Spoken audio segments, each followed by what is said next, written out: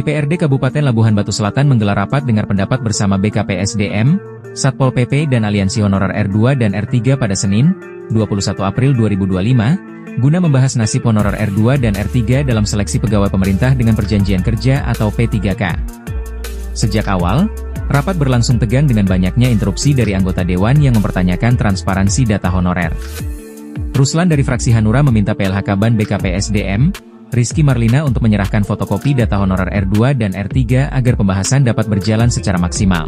Ia juga menyoroti adanya indikasi kejanggalan dalam proses seleksi P3K, seperti honorer yang hanya mengabdi selama 2 tahun namun bisa mengikuti seleksi, serta honorer dana bos dan peserta CPNS sebelumnya yang dinyatakan tidak bisa ikut seleksi, tetapi ternyata tetap bisa mendaftar. Jadi tuntutannya apa, Bang? Tuntutannya ya kami menanyakan kepada Dewan dan kepada instansi terkait tentang bagaimana nasib kami ke depannya. Kalau memang mau dibuat jadi paruh waktu yang bagaimana? Dan upahnya minimum ataupun berapa upah yang kami terima gitu. Berarti status orang abang belum paruh waktu ini? Belum karena kami belum ada tanda tangan SK paruh waktu. Statusnya masih R2 ya? Status masih honor aja biasa ya.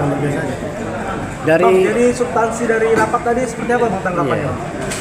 Ya tadi terdengar sendiri, kita sama-sama mendengarkan juga bagaimana tanggapan dari pimpinan rapat tadi sama dari BKD.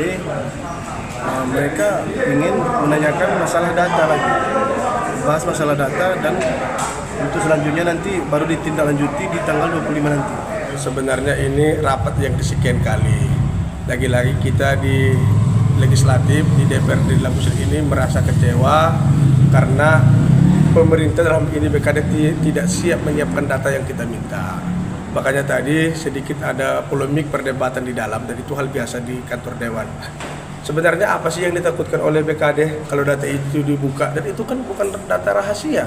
Harusnya masyarakat bisa mengakses data itu, tapi itu lagi-lagi lucu jawaban PLH BKD tadi, mereka tidak mau membuka data. Makanya tadi di kesimpulan kita tuangkan bahwa kalau data itu tidak ada sampai tanggal 25, kita minta pandangan fraksi apakah lanjut pansus atau bagaimana.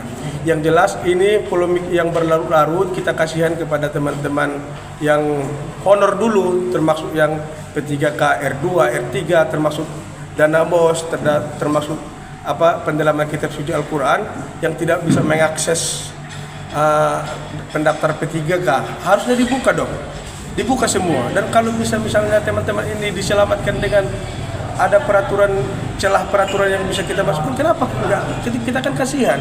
Kenapa kita nggak tampung? Kita kan kasihan masyarakat ini, dia punya anak, punya istri, punya orang tua yang harus ditanggungnya.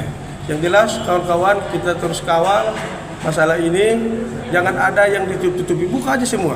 Setelah kita tadi rapat, ada timbul perdebatan dengan kawan-kawan anggota DPRD, sehingga memang rapat ini agak alot, biasa dinamika dalam lembaga ini. Pertama itu menyangkut data. Kawan-kawan di DPRD ini kepingin kalau bisa data di BKAD tenaga honorer yang ada di Kabupaten Labuhan Selatan ini disampaikanlah ke DPRD, biar juga tahu berapa jumlah sebenarnya tenaga honorer yang ada di Kabupaten Labuhan Batu Selatan, ya, sehingga kawan-kawan ini bisa tahu. Ini termasuk ada korelasinya menyangkut masalah pengawasan, masalah anggaran. Artinya hari ini kesimpulannya, Pak, DPRD belum megang data itu ya, Ketua? Belum. Artinya kesimpulannya. Jadi tadi setelah timbul perdebatan, ya kan, dengan anggota DPRD beberapa meminta bahwa data ini kita minta sebelum pengesahan LKPJ, yaitu tepatnya tanggal 25 April, ya kan, diserahkan ke DPRD. Apabila tidak diserahkan ke DPRD, maka DPRD mengambil tindakan lanjut, yaitu ada hak kita diberikan, yaitu menyangkut masalah rapat pansus.